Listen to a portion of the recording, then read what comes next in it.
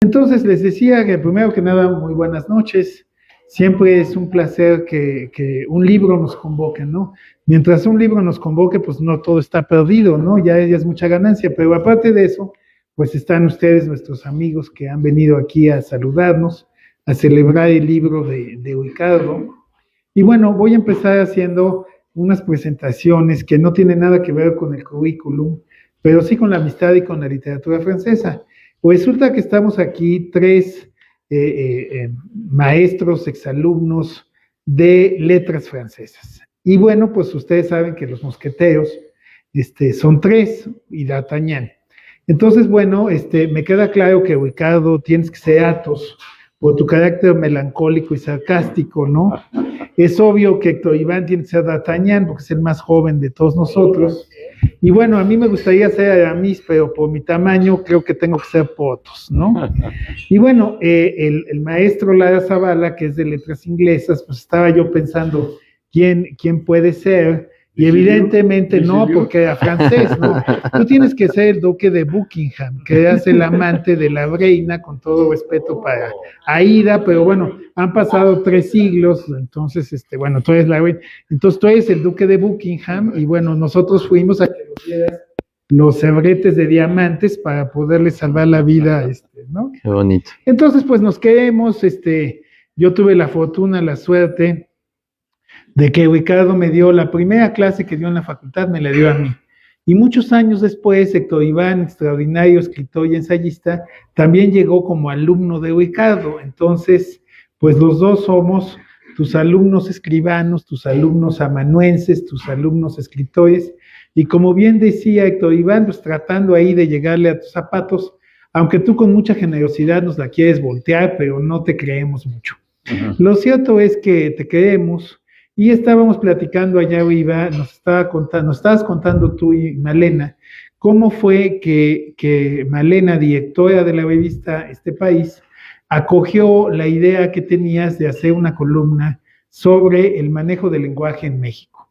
Y bueno, la columna fue muy exitosa, estuvo en un ciclo de la revista que pues las revistas literarias se caracterizan por eso, por tener ciclos que luego terminan, en fin, etcétera. Pero en la mejor época de la revista estaba también la columna de Ricardo.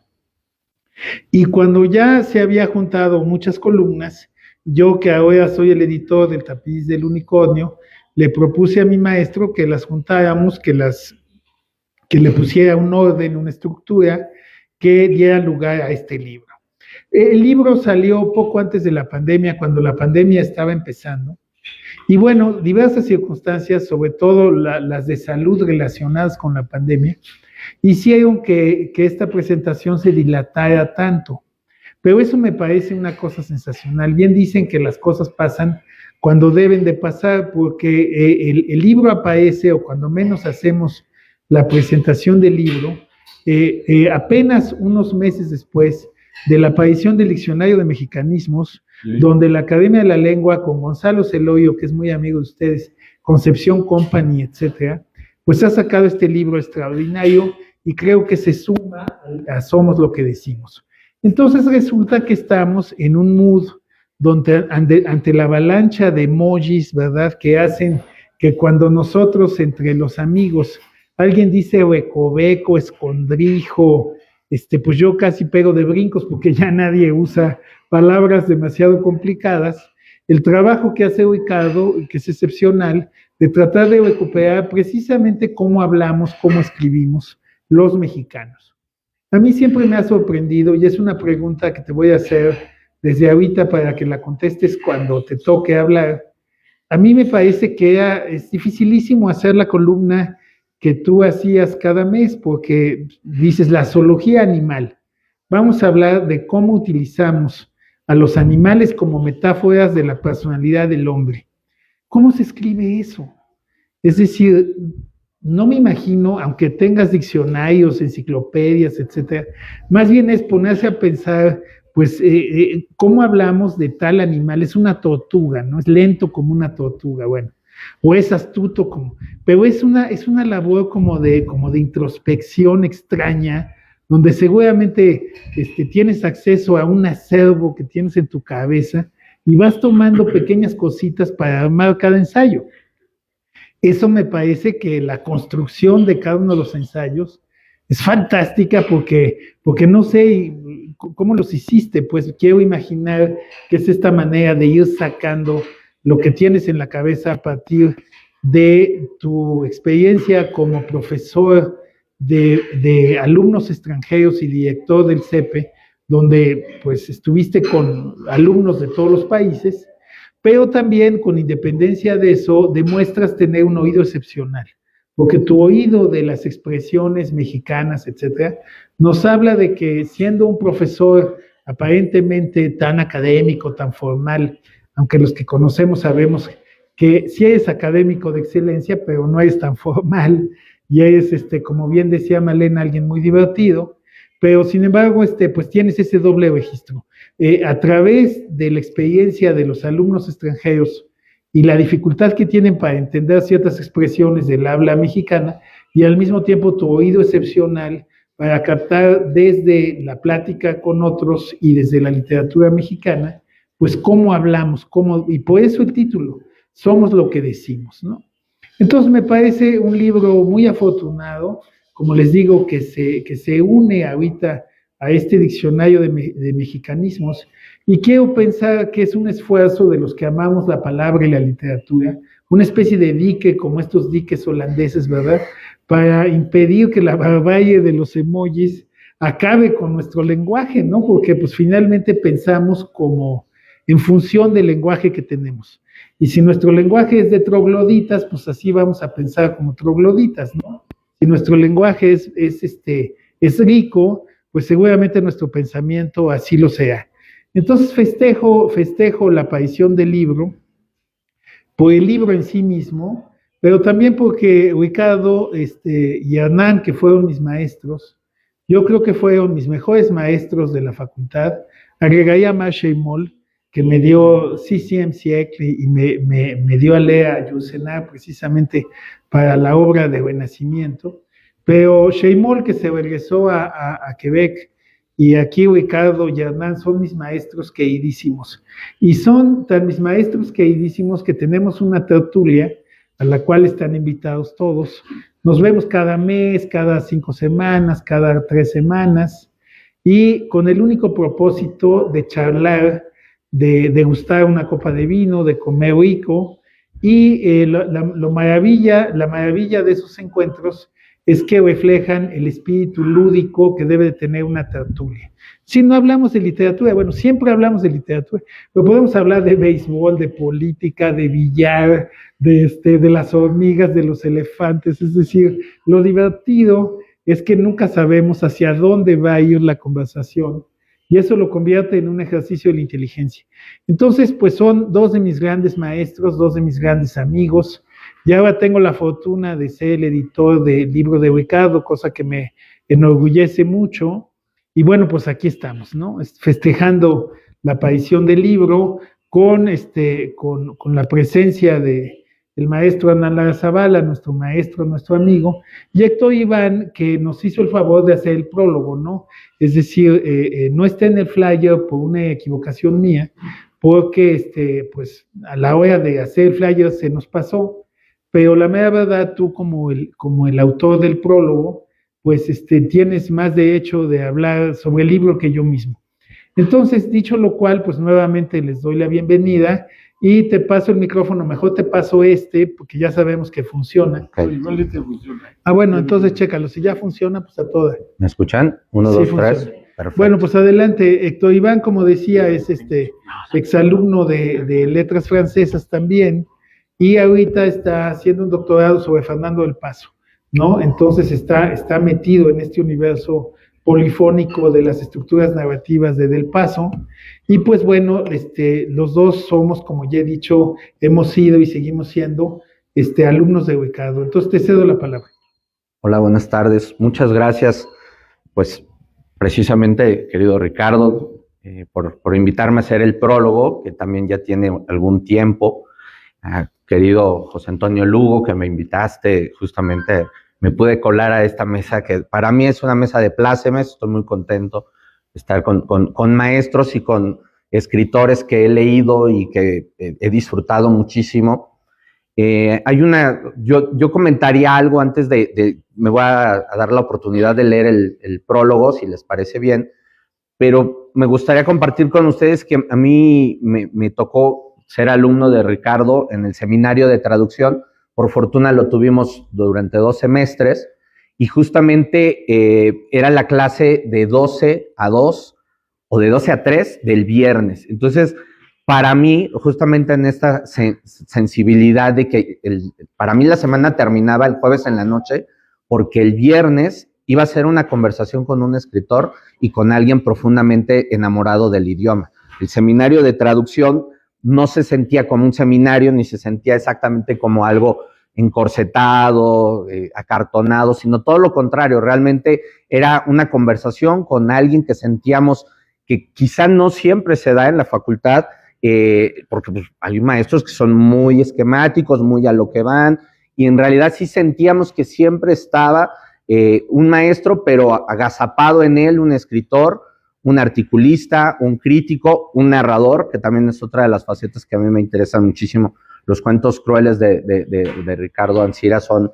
extraordinarios, creo que merece muchos más lectores de los ya muchos que tiene, pero justamente en ese momento del seminario era la oportunidad de observar el lenguaje, de observar la forma en que funciona, y especialmente para traerlo del francés, en el caso de nuestro seminario, al español, de un lenguaje que se parece, pero que también tiene muchos falsos amigos, falsos cognados, la relación con esta supuesta facilidad con la lengua gala, y que yo creo que algo que saqué y que agradeceré siempre fue exactamente en esa capacidad de observar el lenguaje y decir, bueno, ¿qué tanto puede funcionar una traducción? ¿Cuáles serían nuestros objetivos como traductores? Yo traduje un libro para el Fondo de Cultura Económica, que está por aquí, traduje un libro para Tusquets, y ahí es donde aplicas lo que Ricardo nos enseñaba en su seminario, justamente qué prioridades vas a tener, qué conceptos. Había un acervo interesantísimo,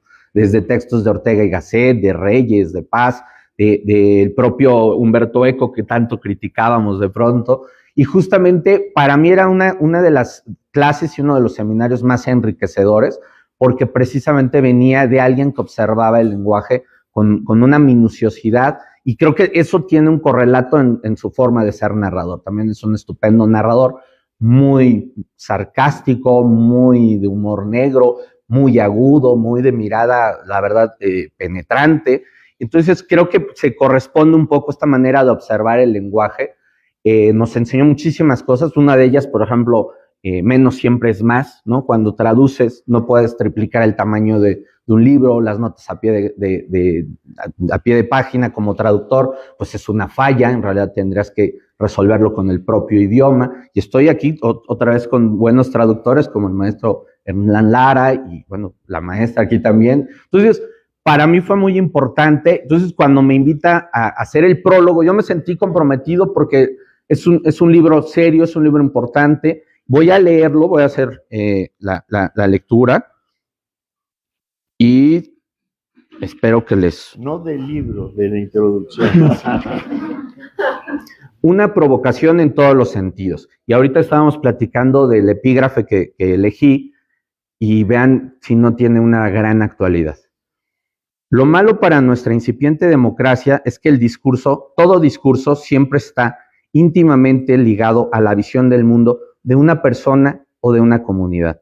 Somos lo que decimos. Ricardo Ancira, 1000 palabras la ley, la retórica del autoritarismo.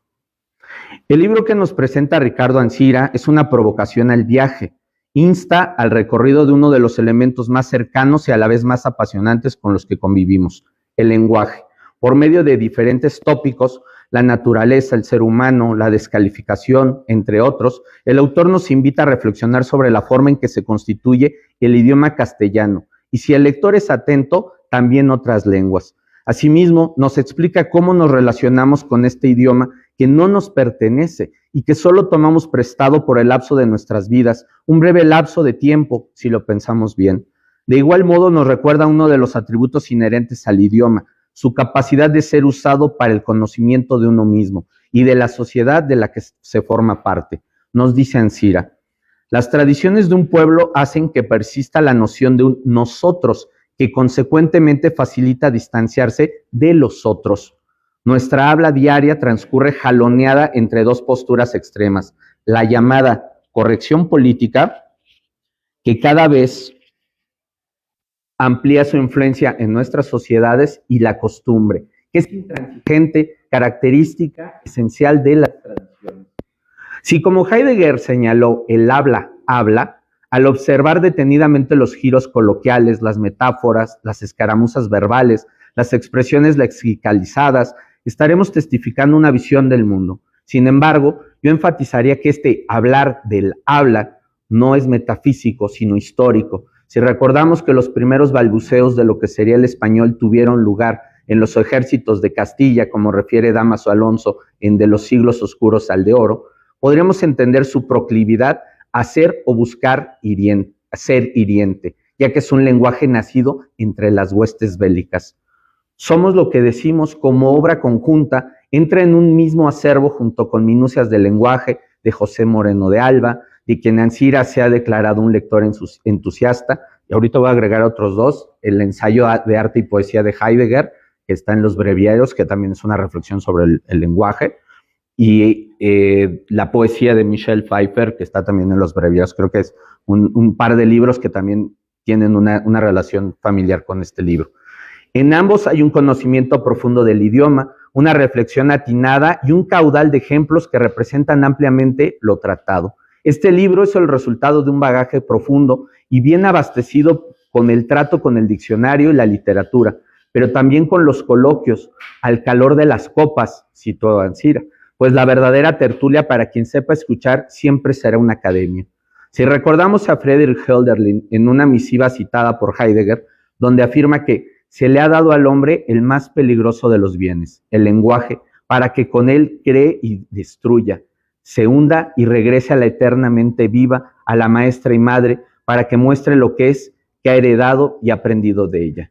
Hasta ahí Hölderlin. Concluiremos que la forma de expresarnos nos está delatando incesantemente, nos revela, exhibe quiénes somos y cómo nos relacionamos con la realidad, la historia y la ética.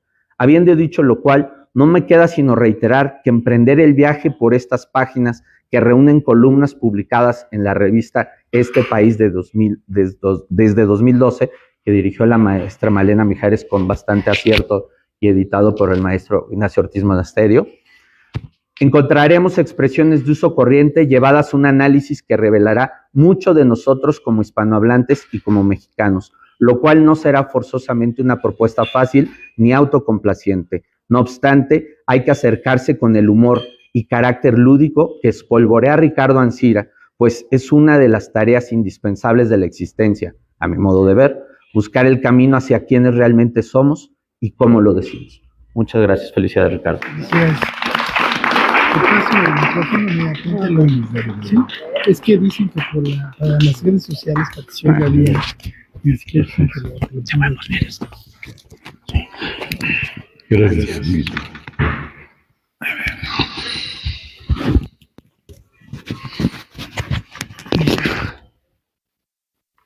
Hola, muy buenas noches. Ya los totales tengan todos ustedes un gran gusto estar aquí con Ricardo, con José Antonio Lugo, por supuesto con Héctor Iván.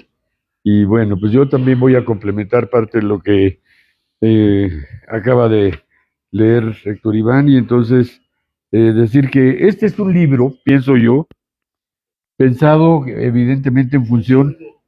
Acércate más el micrófono.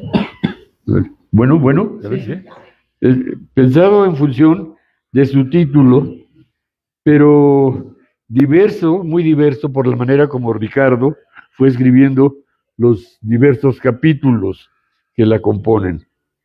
Creo yo que la idea básica es la tarea básica, la del lexicógrafo, porque sí, es un lexicógrafo que se dará a la tarea de desentrañar frases que provienen del lenguaje coloquial, yo diría particularmente de México, aunque haces varias incursiones, particularmente España, pero particularmente de México, y para explicarnos el sentido no literal, sino fundamentalmente alegórico, y las variantes que se usan en los diferentes contextos.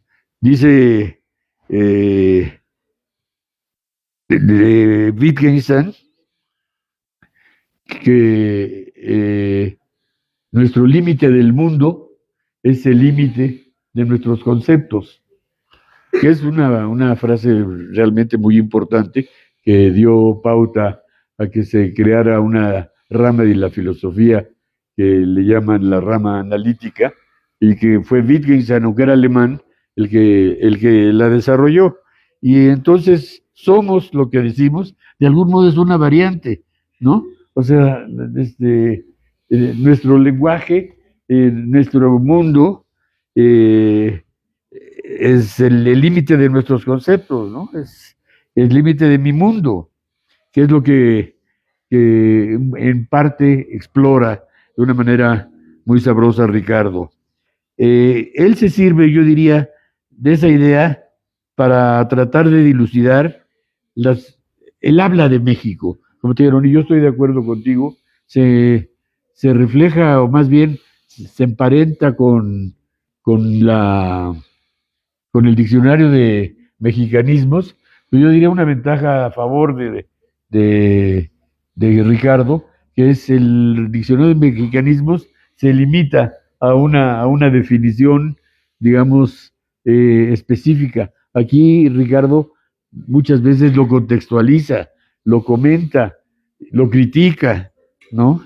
Entonces, yo creo que las expresiones se usan en México, y algunas veces, como dices tú, con comparaciones. Yo digo que, y estoy de acuerdo contigo, que el origen seguramente fue las minucias del lenguaje de Pepe Moreno, pero no se parecen los libros, fíjate.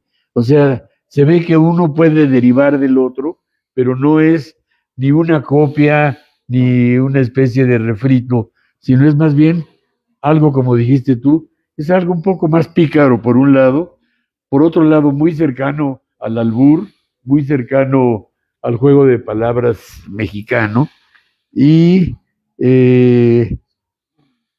yo creo que los libros son complementarios, o sea, no es que uno derive del otro, sino que son complementarios. Yo diría que es el tuyo, Ricardo, es un libro múltiple, porque yo creo que se sirve de varios estilos, perdón, y aproximaciones, y que está asignado por el título de cada capítulo. Yo lo diría así, ay, perdón, este es el tipo de libro, somos lo que decimos, que yo creo que podría aceptar, y eso se lo digo aquí al editor, que podría aceptar revisiones, añadidos, correcciones, nuevos ejemplos. Es decir, para mí es uno de esos libros que tienen un principio pero no tienen un fin. Yo soy aficionado a hacer eso también. O sea, que mis libros no se terminan, se prolongan. Y no solo se prolongan, porque uno va descubriendo nuevas cosas en la medida. Pero este libro en particular se presta de manera infinita. Ahorita te voy a dar algunos ejemplos que creo yo que pueden ser interesantes para ti. Yo creo que Ricardo aquí usa varios estilos, ¿eh? Eso me llamó la atención. Creo que prevalece, como bien dijiste, el sentido del humor, el sarcasmo, como en el artículo Ando volando abajo, o Hacer de tripas corazón. Pero otros son, yo le llamaría ensayos denuncias, que tú has criticado y comentado. Hay algunos ensayos en donde el humor se le oscurece un poquito a Ricardo y hace una crítica acerba, pues ya sabemos de qué y de quién, de nuestros políticos corruptos, y entonces, pero es muy interesante. Yo estaba pensando en el discurso del cambio, el texto ese, ¿no? Y otros también son francamente eruditos y cultos, como Su madre la pega. Este me gustó Me gustó mucho porque, bueno, esa es una expresión española. Su madre la pega en lugar de su madre le pega. Entonces, pero ahí hace un alarde, Ricardo, de gramática, que si complemento directo, circunstancial, esto, lo otro, muy sabroso, pero muy sabio. O sea, hace gala de sus conocimientos gramaticales y las diferencias lingüísticas entre México y España. Yo creo que el toque maestro de Ricardo es su capítulo a la hora de la hora, a la hora de la hora, que ahí habla y discurre sobre el tiempo, antes, durante y después, y termina muy adecuadamente con una reflexión que voy a permitir leer de la página 49 y que es muy graciosa porque está hablando sobre el tiempo. Y entonces leo el fragmentito del libro de Ricardo. Dice, antes, durante y después nos aproxima a la sucesión temporal. Durante es, como es obvio, implica una duración. Se habla de antes o después de una guerra, una tormenta, de impuestos, de ortodoncias, gimnasios, dietas. En estos, el Photoshop es un gran aliado con AC y DC, la civilización occidental antes de Cristo, después de Cristo. La civilización occidental impuso el año cero, que ciertos papas cambiaron a su antojo, y los imperiales julio y agosto. También las mitologías, martes, por Marte, igual que marzo, jueves, Júpiter, lunes, Luna, miércoles, Mercurio, viernes, Venus, y el domingo, Dominicus, Día del Señor. Pero ¿cómo termina, Ricardo? Pues es una gran paradoja y es un buen chascarrillo. Él fue maestro durante muchos años, no solo maestro, fue director de escuela para extranjeros, y entonces termina el ensayo con esto. Preguntó a una alumna japonesa que aprendía español, cito a la alumna, profesor, si los mexicanos están obsesionados con los tiempos, ante presente, futuro, perifrástico, copretérito, entonces, ¿por qué siempre llegan tarde? Pues sí, la obsesión del tiempo es nada más teórica, porque siempre tardíos aquí, ¿no? Bueno, yo creo que hay ciertos ensayos que a mí me gustaría que, que los aumentaras. Yo creo que lo que hiciste está muy bien, pero particularmente me gusta el ensayo que se llama Introducción al Albur, pero yo siempre he pensado que los mexicanos y los españoles y los latinoamericanos en general, mal que mal, nos entendemos bien o entendemos en el contexto lo que están diciendo, salvo en 3 renglones, que son frutas y legumbres, cuestiones de sexo y las verduras, porque ahí sí no hay, o sea, entre los españoles, mexicanos, cubanos, etcétera, lo que para nosotros es una fruta, simplemente como la papaya, pues para los, vamos a decir, es el parte del sexo, o pues no sé, lo que para nosotros no significa nada, una polla, pues para los españoles es el sexo masculino, y como eso tanto. Entonces a mí me gustaría más, porque sí te lanzas ahí, ¿no? Pero sí, porque bueno, si a uno le dicen, vamos a comer unas habichuelas, pues dices, bueno, ¿qué vamos a comer? Digo, ahí ya no es albur, pero simplemente que nosotros no usamos la palabra habichuelas o judías, o en fin, cantidad de expresiones, pero digo, son frutas y verduras y sexo. Esas 3 se prestan para un muy buen artículo que a mí me gustaría que tú lo añadieras y bueno, que más bien que lo complementaras, ¿no? Y quiero agradecerle, a mí me dedica un ensayo de verde, blanco y colorado, La bandera del soldado, que también agradezco mucho. Y la verdad es un libro muy ameno, eso se los digo a todos, es un libro ameno, que no es pesado, a pesar, digamos, de lo que dijimos aquí, que hay una parte erudita, una parte gramatical, hay una parte divertida, una parte que yo diría interpretativa, que también es muy, muy importante, interpretar los dichos mexicanos. Bueno, pues yo les recomiendo a todos ustedes que lean este libro y pues sin más, te cedo la palabra entonces a ti, querido Ricardo. Gracias.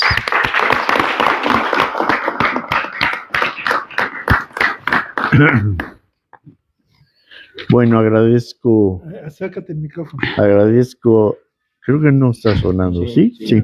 Agradezco a los tres ponentes sus inmerecidos comentarios. Agradezco la presencia de todos ustedes, muy en especial de la madrina de este libro, que es Malena Mijares. Gracias a ella se escribieron los artículos, bueno, no se escribieron gracias a ella, pero sí se publicaron, que es más importante. Y Nacho Ortiz Monasterio, que es el que en la trinchera se dedica a editar. Iba yo a empezar diciendo, es de que escribí un libro que es de que trata es de que las palabras, pero prefiero hablar español y que se nos une a todos nosotros. Este libro, pues sí se tomó su tiempo, porque eran artículos mensuales, columnas mensuales. Entonces, un poco para responder a Hernán, hacía yo largas listas, por ejemplo, medicina y lenguaje. Entonces, me cae en el hígado, hay que cortar por lo sano, etcétera. Y hacía yo listas y después trataba de armarlas juntas. Les voy a leer uno de los artículos, son breves, que se llama Labios de Rubí, y el rubro es Mineralogía Humana. Hemos revisado metáforas que involucran animales y vegetales. Toca el turno de los minerales, tanto en forma de tierra, como volver al terruño, como de rocas, quedarse petrificado, metales, ser rubia platino, o piedras preciosas, un diamante en bruto. Algunos metales, como el oro, destacan por su valía y califican a personas o cosas. Por eso, dorados y de oro, hay sueños, bodas, siglos, épocas, minas, recuerdos, letras, corazones. Es oro molido, o lo que vale su peso en oro. Aquilatar, lógicamente, significa apreciar los quilates de algo, o sea, el valor de algo. Oro negro es casi un oxímoron. Es la alianza de dos contrarios, porque el oro no es negro y el negro no puede ser oro. No seas racista, ¿eh? Yo pensé lo mismo. Ya no puedes Perdón, decir eso. Ya. el oro no es afroamericano. Ahora se habla también del oro verde, El aguacate. el aguacate, que es el oro verde, sobre todo en el Super Bowl.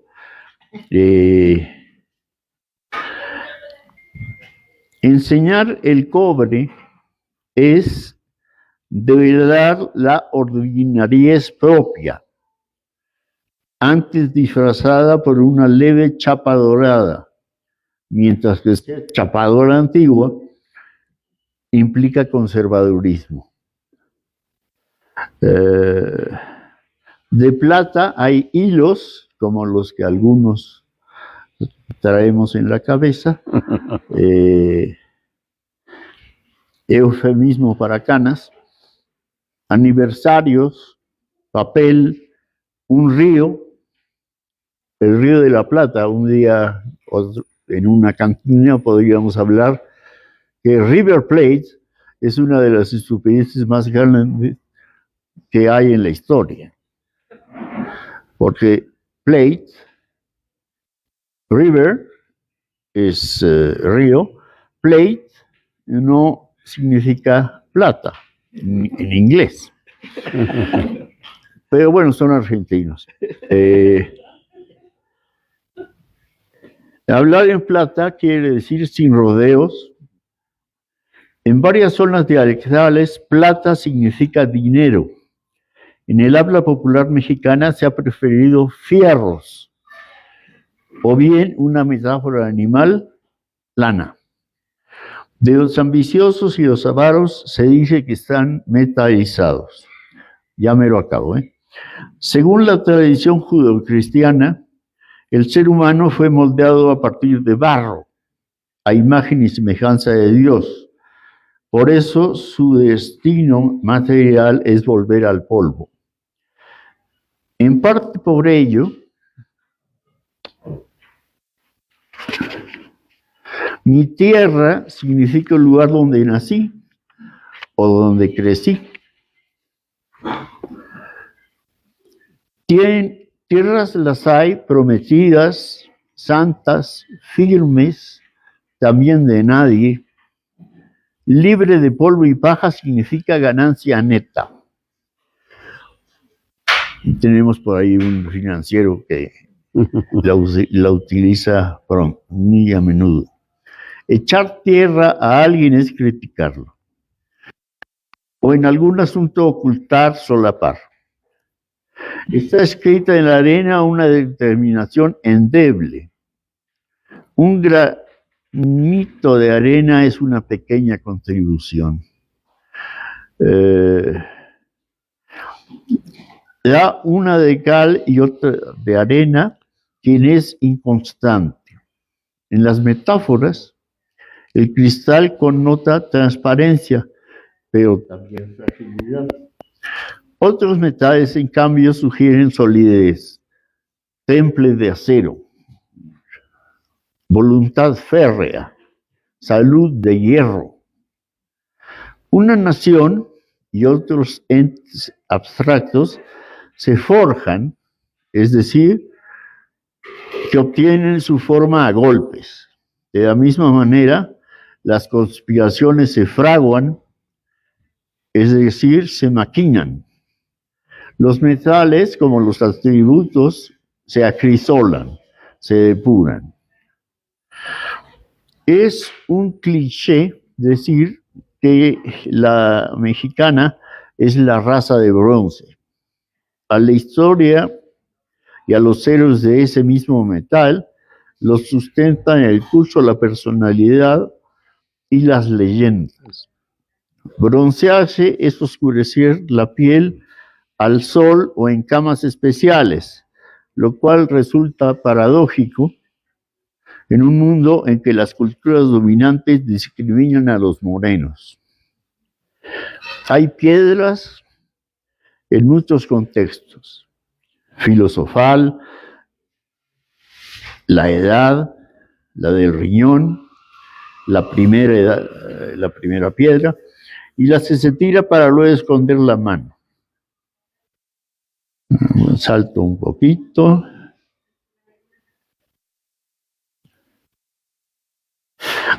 Sí. En las guerras, cuando los indefensos civiles se encierran a piedra y lodo o a cal y canto, no suele quedar ni una sobre otra. La literatura, en especial la poesía, mineraliza a menudo a la mujer. Cervantes voacea alternando metáforas minerales y vegetales. La hermosura de Dulcinea es sobrehumana, pues en ella se vienen a hacer todos los imposibles, pueden hacer verdades todos los imposibles y quiméricos atributos de belleza que los poetas dan a las damas.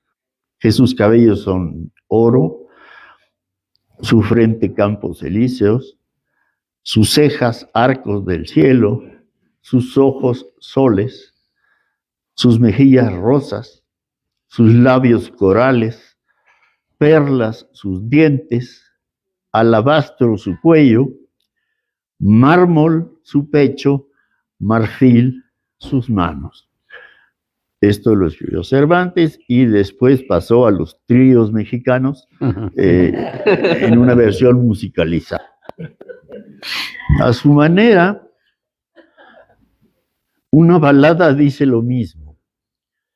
Eres la gema que Dios convirtiera en mujer para bien de mi vida.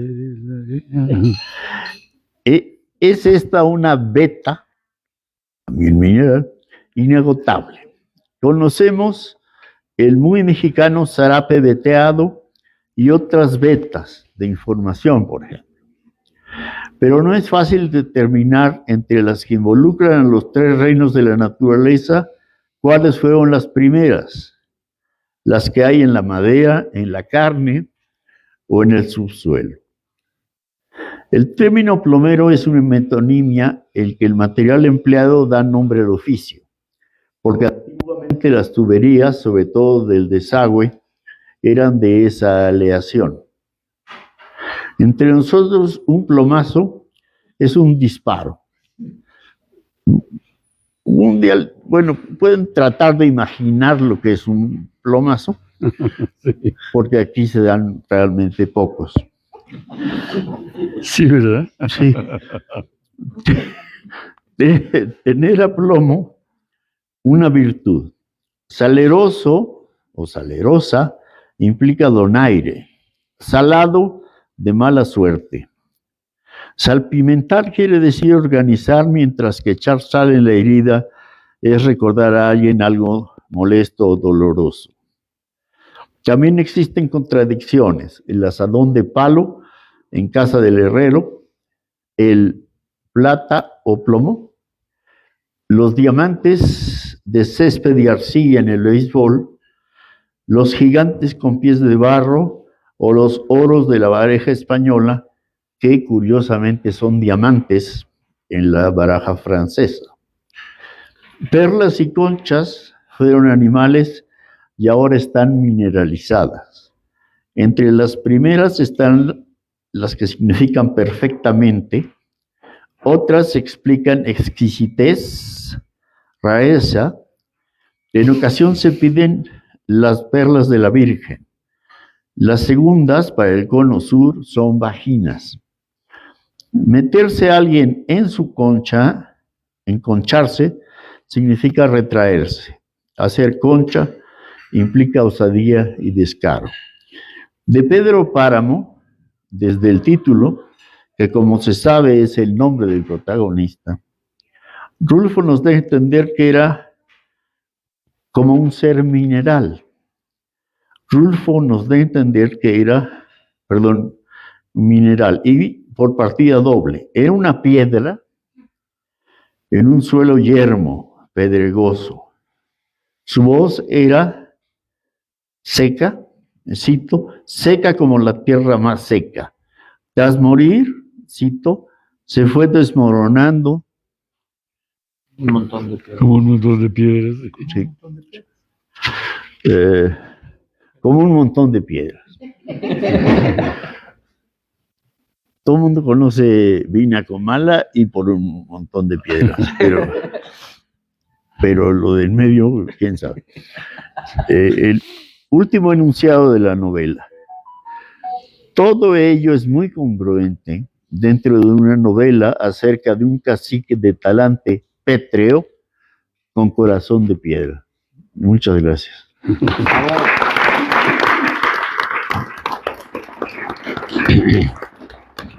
Bueno, creo que ha llegado el momento de cederle la palabra a ustedes. Pero yo, abusando, quiero preguntarle a Malena y a Nacho, o a los dos, o a uno de ellos. Porque yo, que soy editor también, bueno, pues tú, Malena, acogiste la idea de Ricardo, pero yo lo que quisiera preguntarles a algunos de los dos o a los dos, ¿cuál era lo que sentían cuando llegaba el texto? Porque es muy bonito decir, bueno, pues escribe una columna, etc. Y yo me imagino que cuando llegaba el texto a la computadora, Nacho o Malena, pues se han de ver no solo divertidos, sino asombrados de esta impresionante constelación que es lo que hace Ricardo, una constelación a partir de un verbo, a partir de una palabra, y nos empieza a enseñar planetas, lunas, constelaciones, cometas, asteroides. Entonces mi pregunta va en relación a cómo ustedes, cuál era esta impresión primera cada vez que recibían una columna de Ricardo. Gracias, José Antonio. Mira, la verdad es que era realmente delicioso. Y era la constatación también de que no nos habíamos equivocado, ¿verdad, Nacho? Porque al encargar las columnas fijas, como las llamábamos, las que iban a ser periódicas, buscamos una diversidad en los temas. Y una revista como Este País, que se fundó como una revista esencialmente de economía, de ciencias sociales, de análisis político, carecía hasta nuestra llegada de páginas de cultura.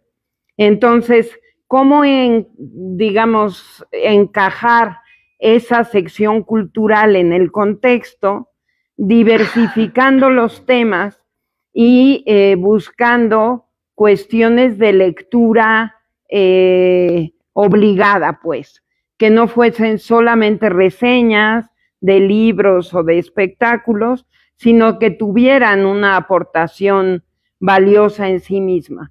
Y cada columna que llegaba de Ricardo nos corroboraba que habíamos hecho muy bien, porque era francamente divertidísimo.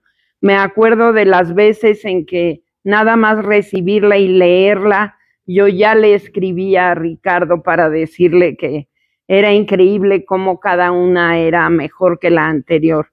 Yo creo que una de las grandes satisfacciones que tuvimos, salvo la mejor opinión de Nacho, a quien ahora le paso el micrófono, fue el darnos cuenta de la gestación de un posible libro, del potencial que esas columnas tenían en la medida en que se eslabonaba algo más allá, con una aportación y un fondo y un sesgo en la lectura que iba realmente a constituir una publicación en sí misma. Eso fue una gran satisfacción. Muchas gracias. ¿Tú qué piensas, Nacho? Tienes que tener esto también. También. Alivio porque como nos ocupábamos de toda la revista, pues, y la revista tenía esta parte que ya decía Malena de política, economía, sociedad, qué sé yo. Entonces ya al 18º texto de políticas públicas sí uno pedía esquina, ¿no? Y llegaba la columna de Ricardo y entonces venía el alivio, ¿no? Curiosidad porque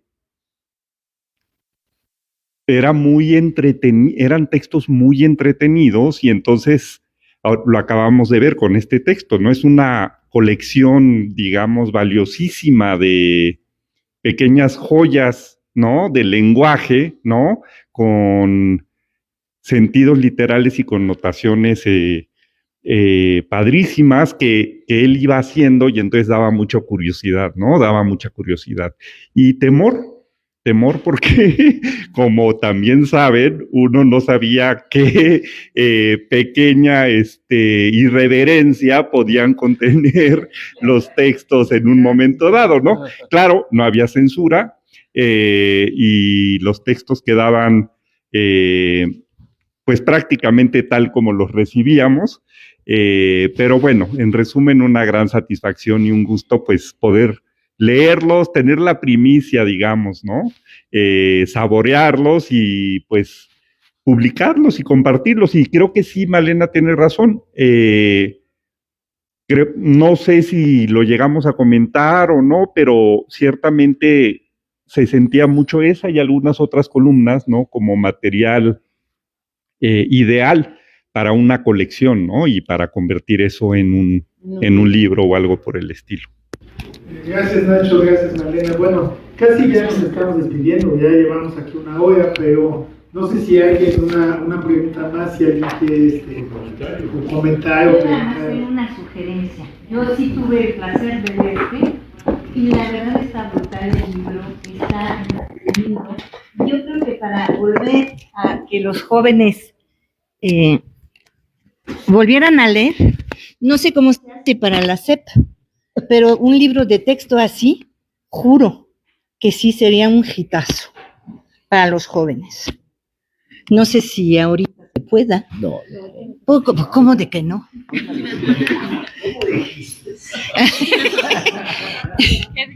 ¿Qué dijiste? ¿Repites? Pero la verdad que sí.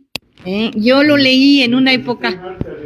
No se lo van a hacer. No, pero ya la Delfina ya se fue. Entonces. Ahí está la cara. Pero como libro de texto estaría buenísimo. Bueno, pues Muchas felicidades, Ricardo. Estamos muy contentos, conmovidos, muy admirados de tu inteligencia. Y como dicen en la tierra de Hernán, eres ya un pan grande de la escritura. Felicidades. una baguette de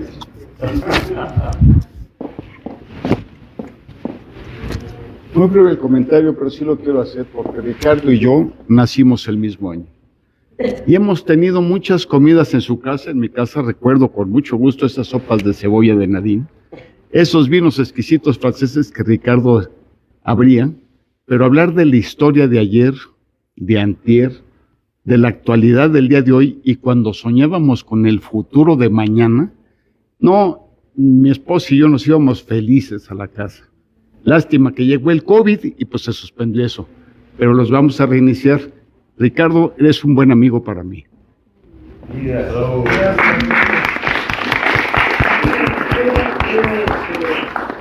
Saludar, agradeciéndoles a todos que han estado aquí. Y miren, hay una confluencia feliz. No es un oxímoron, sino más bien es una conjunción. La conjunción del libro y la amistad, ¿no? El libro nos permite hacer amigos, crea redes de amigos, los lectores somos amigos de quien ha escrito algo, nos hacemos amigos de los escritores que están vivos y son nuestros cuates, pero también de Madame Dulcenar, de Lorenzo Doré, que tanto queremos, etc. Entonces yo les agradezco a los amigos que están aquí, a los que conozco, a los que no conozco. Borges definió a la amistad como una arte, ¿no? Y bueno, ni modo, me va a salir mi parte de vendedor de tapetes persas, pero pues el chiste de una editorial independiente es que pues apoyemos a la editorial comprando el libro de Ricardo, que ya ven, a la editorial y al autor, que como ven es una maravilla. Por otro lado, mi querido Ricardo, asumo lo que dice Hernán y pues te invito a que vayas preparando una segunda versión. Claro que para eso sea necesario primero meter la primera versión, ¿verdad? Pero digamos, todo toma su tiempo, todo va avanzando. Me gusta mucho lo que dice Hernán, de que este es un work in progress, ¿no? De que no es un libro que se acaba con un punto final. Dejé fuera la luna, uno por miedo a las represalias, que se llamaba Gramática Militante y se llamaba Les Nueves Reglas. Pero decidí que era demasiado provocación, entonces Bueno, quizás pues la podamos jugar. Finalmente, si la reencarnación existe, ya nos han quemado en otras vidas. Que nos quemen en esta, pues ya que importa.